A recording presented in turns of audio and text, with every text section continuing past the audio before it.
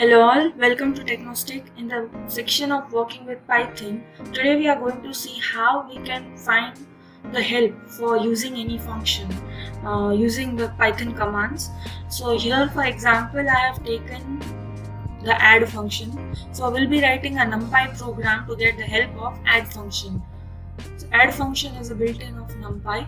So for that we'll first import NUMPY library. So we'll use import NUMPY as NP, and then we'll just simply print over here np.info.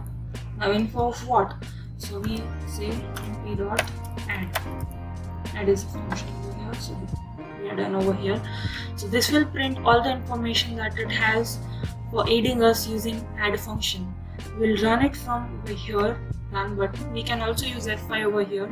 So you can see over here that right now it has none, like we are using IDE, so it won't be working over here. But if you're using terminal and if you have installed NUMPY library, it will show you the details, all that it has for function NUMPY add function. Similarly, you can use for any other function also. This works for all the functions. If you're using IDE, then you can just go to help and see into the library. You can click over your help and then you can see the functions of anything.